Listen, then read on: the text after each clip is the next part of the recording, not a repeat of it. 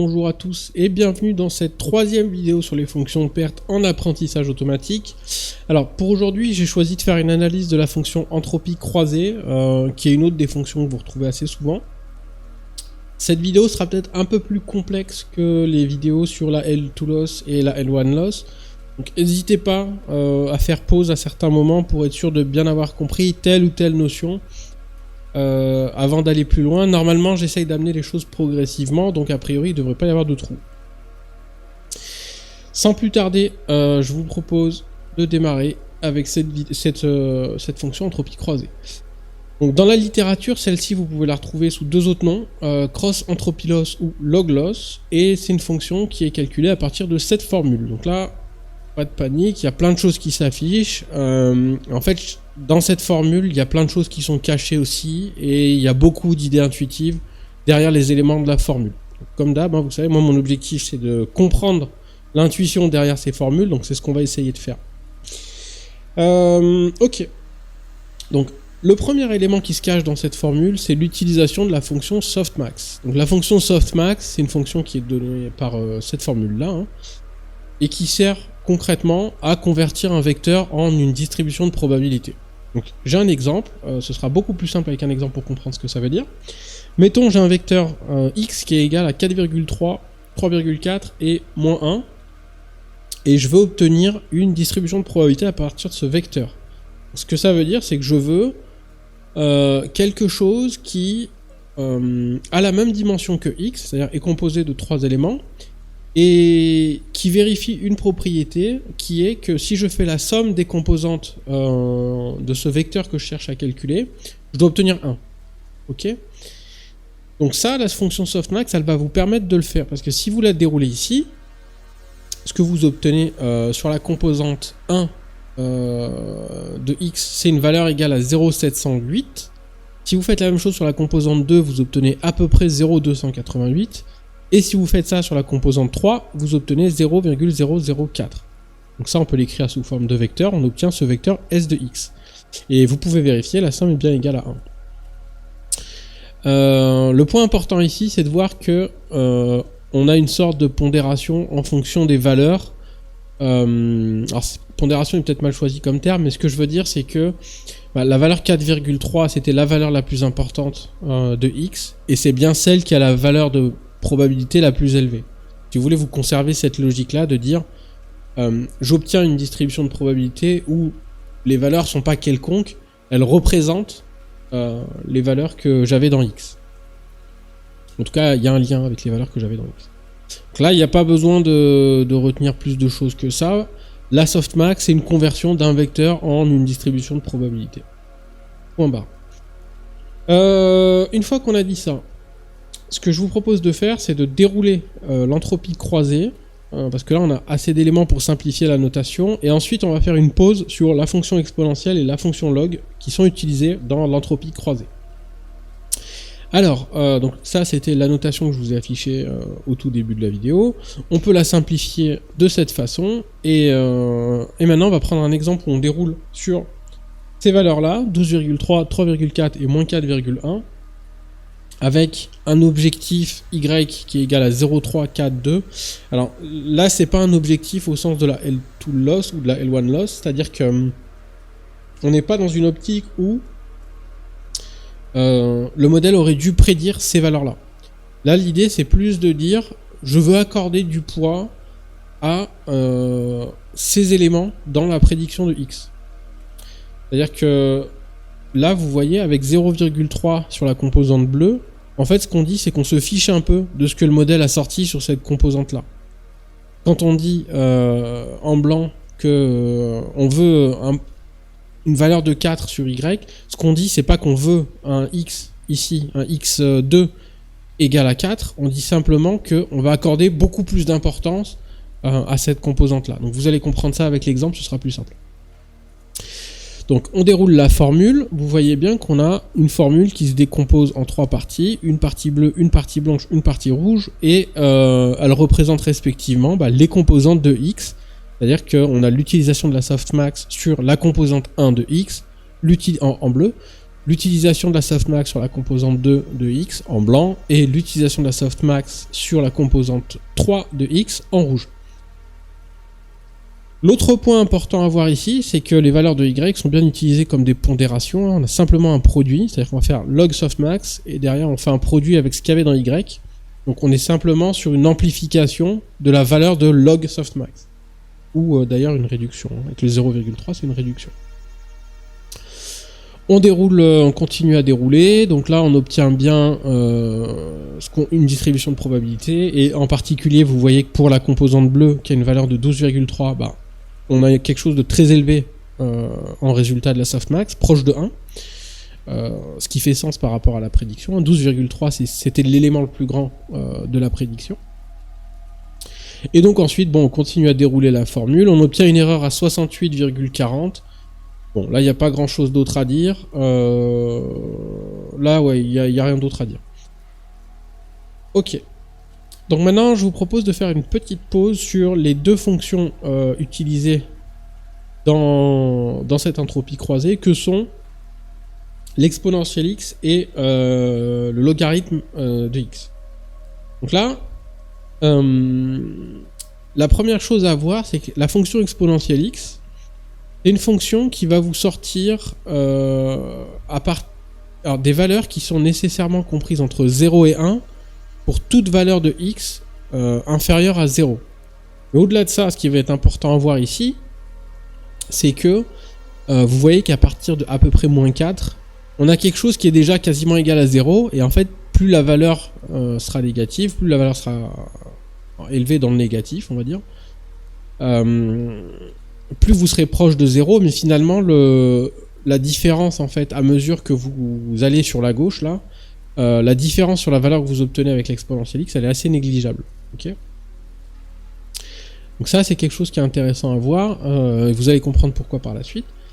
Et notamment ici. Alors là ce que je cherche à illustrer, c'est le fait que le log de x, quand vous donnez un x qui est compris entre 0 et 1, est nécessairement négatif.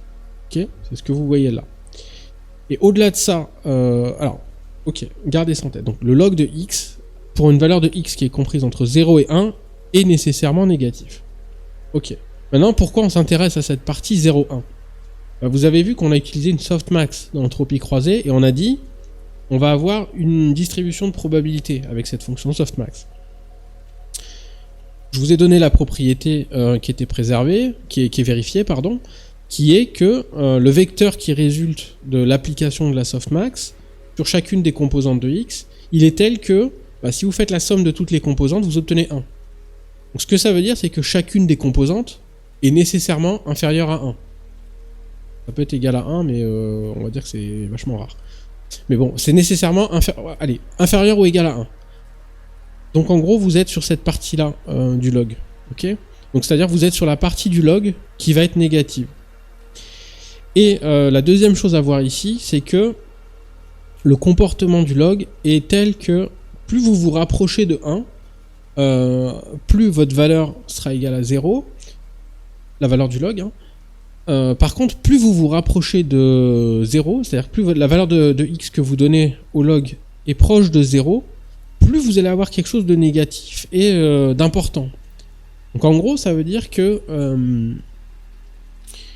le log, il va avoir peut-être un effet qui est un peu contre-intuitif dans notre cas, c'est-à-dire que plus on va se rapprocher de 1, d'une probabilité de 1, plus on va avoir une valeur de log qui va être négligeable. A l'inverse, plus on va avoir une probabilité proche de 0, plus la valeur du log va être importante. Et donc ça, il faut le retenir parce que vous avez vu que dans la fonction de l'entropie croisée, on fait bien une log softmax. Ça veut dire que si on fait un log sur quelque chose qui a eu une probabilité très très faible, eh ben il va peser peut-être vraiment beaucoup sur la fonction de perte. Alors je dis peut-être parce que derrière, vous vous souvenez, on a l'utilisation du label qui vient jouer un petit peu un rôle là-dedans. Donc on va y arriver. Donc là voilà, ce qu'il faut simplement retenir, c'est ces deux comportements au niveau des fonctions exponentielles et log, et en particulier retenez simplement surtout le log. Dans notre cas, il va nécessairement prendre une valeur qui est comprise entre 0 et 1 en entrée, et plus on se rapproche de 0, plus il va vous sortir quelque chose d'important. dans le négatif, mais d'important, une valeur importante dans le négatif. En négatif. Ok. Et c'est d'ailleurs pour ça aussi qu'on utilise un -1 dans la formule, vous vous souvenez, on fait moins log de softmax. Donc le moins en fait c'est simplement pour pas avoir quelque chose de négatif. Parce qu'on veut une distance, une fonction de perte c'est une distance finalement. Donc on fait -1 parce qu'on sait qu'on aura quelque chose de négatif quoi qu'il arrive, et donc ça nous donne quelque chose de positif. Le fait de faire -1 nous donne quelque chose de positif. Là, c'est juste un petit jeu mathématique on va dire. Ok. Donc là... ce que je vous disais tout à l'heure, c'est que donc, on a l'idée du comportement de la log, et en fait, vous pouvez jouer sur ce comportement-là avec les labels que vous donnez en entrée, les labels, les valeurs de Y que vous donnez en entrée, parce que vous allez pouvoir pondérer plus ou moins en fonction de certaines composantes de votre prédiction. Ici, vous voyez bien que le 0,3 il a été utilisé pour minimiser le résultat de la log softmax sur la composante 1 de X, donc sur la composante qui prend en entrée 12,3 dans la softmax, et etc. sur les deux autres composantes. Donc ça, il faut l'avoir en tête. C'est-à-dire que là, vous avez la possibilité de pondérer par dimension, ce que vous n'aviez pas avec la L2 et avec la L1. Donc là, ouais, ça, il faut l'avoir en tête. Donc, ok, donc pondération par dimension, c'est ce que j'étais en train de vous dire. Donc pour terminer, je vous propose 3 exemples qui j'espère vont clarifier le truc, et là on va se rapprocher un petit peu de l'utilisation standard on utilise l'entropie croisée en classification parce que pour les raisons que je viens de vous exposer, et on va voir pourquoi c'est bien adapté. Alors, exemple 1, j'ai pris un cas applicatif fictif, donc l'idée c'est de dire qu'on a une image qui va contenir, mettons une dorade ici, et notre modèle nous prédit, en sortie, on a 3 nœuds, et on va associer une interprétation intuitive à chacun de ces nœuds. Donc on va dire on a une classe dorade sur le premier nœud, une classe sardine sur le deuxième nœud, une classe huître sur le troisième nœud. Là c'est juste histoire d'avoir un semblant de truc concret. Et ce qu'il faut voir ici, c'est que là, donc notre vecteur X c'est la sortie du modèle, donc 14,3-5, ok, et classiquement, ce qu'on peut vouloir faire en classification, c'est de donner un vecteur Y qui prendrait en entrée, qui prendrait pour valeur 1, 0, 0.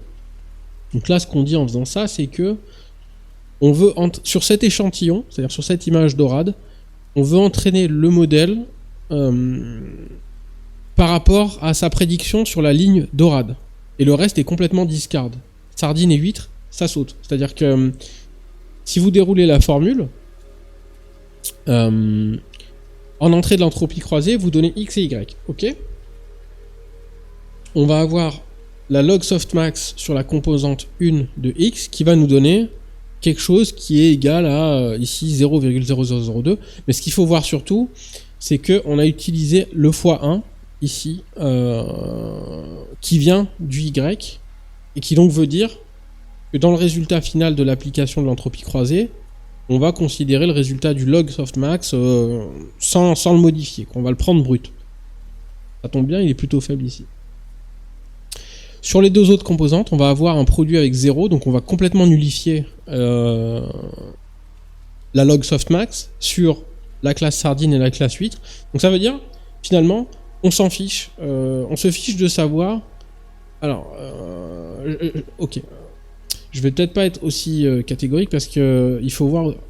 Il y a deux choses à voir en fait. Ok, je reprends. Dans les composantes de l'entropie croisée, qui représentent respectivement dorade, sardine et huître, on va complètement discard ce qui vient de la prédiction sur sardine et ce qui vient de la prédiction sur huître. En revanche, sur la ligne qui correspond à la classe dorade, on a l'utilisation de la softmax sur la composante 1, donc sur la composante dorade. Mais par contre, vous vous souvenez que dans la formule de la softmax, on a bien une division par la somme des exponentielles des composantes de x. Donc ça veut dire que même si on discarde complètement la ligne sardine et la ligne huître, les prédictions sardine et huître, elles vont quand même jouer un rôle dans l'erreur finale que vous allez obtenir. C'est-à-dire que tout le poids va être sur... Tout le poids de l'erreur va venir de la prédiction sur dorade. Mais c'est pas nécessairement, ce n'est pas pour autant que les prédictions sur sardines et huîtres ont été complètement discard.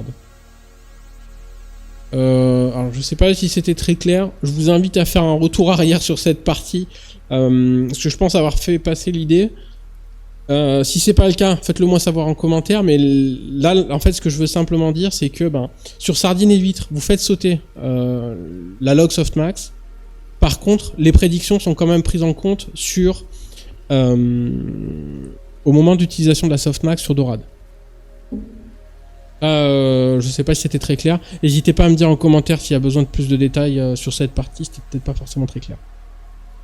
En tout cas, ce qu'on obtient à la fin, c'est une fonction de perte qui est un résultat qui est proche de 0. Donc ça veut dire que notre modèle ne s'est pas planté. Et effectivement, on voit que là pour lui, l'image contenait une dorade. Parce que c'est là où il a attribué le plus de poids. Avec une valeur de 14.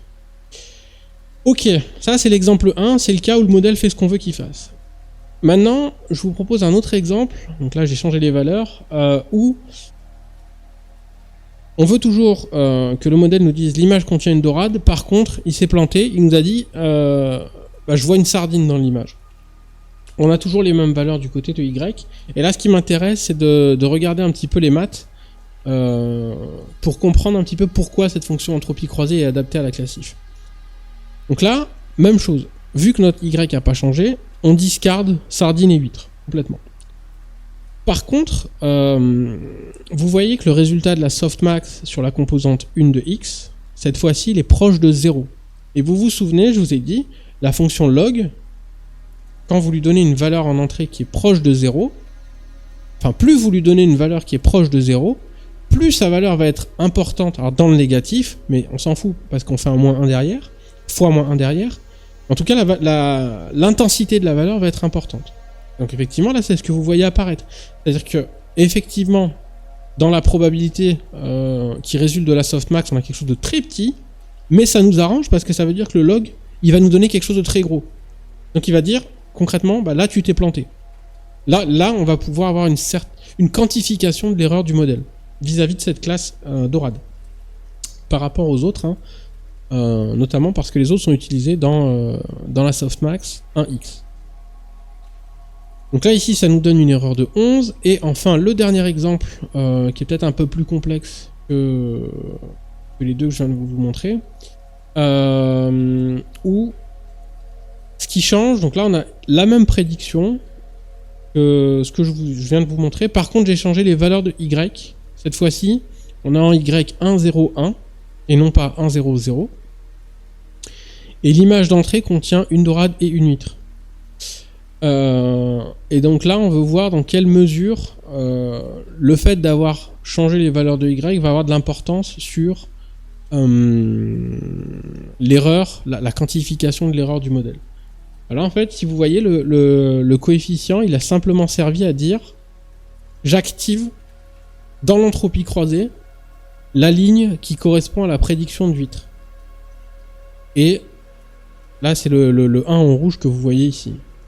Et donc ce qui se passe, c'est que vu qu'effectivement huître c'était négligeable par rapport aux deux autres prédictions, vous avez une softmax qui va être très très très très petite, ce qui est super parce que quand vous appliquez un log dessus, vous obtenez quelque chose qui est élevé. Et donc là effectivement on a une perte qui est plus importante. Ça veut dire que là notre modèle s'est un peu plus planté que tout à l'heure quand il devait sortir une dorade et qu'il nous a dit sardine. Là non seulement il nous a dit sardine, mais en plus pour dorade et huître il nous a sorti des valeurs qui sont vraiment négligeables par rapport à sardine. Donc c'est ce genre de choses que vous allez pouvoir faire avec cette fonction entropie croisée. C'est-à-dire, ce qu'il faut voir, c'est que vous pouvez un petit peu activer, désactiver certains nœuds dans la prédiction de votre modèle. Et vous allez avoir ce jeu de je voulais cette classe et cette classe, ou je voulais un peu moins cette classe et beaucoup plus cette classe, etc. etc. Donc là, le côté pondération est vraiment très présent. Et c'est ce qui fait que c'est une fonction de perte qui est vachement adaptée à la classification. Voilà, donc il n'y a pas grand chose d'autre à dire, j'ai pas d'autres exemples. Là on a couvert 3 scénarios, hein. Donc le premier exemple c'était un exemple dans lequel le modèle fait ce qu'il est censé faire. Le deuxième c'est un exemple dans lequel le modèle se plante et il était censé prédire une classe. Et le troisième exemple, il se plante toujours et il était censé vous prédire 2 classes. Donc là c'est ce qu'on vient de voir, donc là n'hésitez pas à faire des retours arrière sur la vidéo si vous voulez creuser un petit peu ces 2 parties-là. Ces 3 parties-là. Pour résumer sur l'entropie croisée, la vidéo va être sacrément longue, hein. Bah, bravo à ceux qui sont arrivés jusque-là. Mais pour résumer, donc l'entropie croisée, c'est une fonction de perte qui est pondérable par dimension, qui est adaptée à la classification parce que vous allez pouvoir activer, désactiver certaines parties de la prédiction de votre modèle pour accorder plus ou moins d'importance à certaines classes finalement. Et ouais, alors ça c'était plus sur l'exponentielle. Les prédictions négatives s'estompent face aux prédictions positives. Alors non, ça, ouais, je sais pas pourquoi je l'ai mis là. Ça c'est vraiment dans l'exponentielle. Et l'idée c'est de dire, bah effectivement, votre modèle vous sort quelque chose de négatif, vous appliquez une exponentielle dessus, donc vous obtenez quelque chose qui va être vraiment proche de 0. Et derrière le log, bah, il prend un truc qui va être proche de 0, et donc il va vous sortir une valeur négative qui va être importante. Donc là, ouais, warning là-dessus. Ouais, la phrase est peut-être mal dite. Ok, donc il n'y a pas grand-chose d'autre à dire de plus. Il y avait pas mal de contenu par rapport à la L2 loss et à la L1 loss, donc j'espère ne pas m'être planté dans mon discours. Si c'est le cas, comme d'habitude, n'hésitez pas à me le faire savoir en commentaire. Et puis c'est à peu près tout. Donc j'espère que ça vous a plu et j'espère à bientôt dans la prochaine vidéo.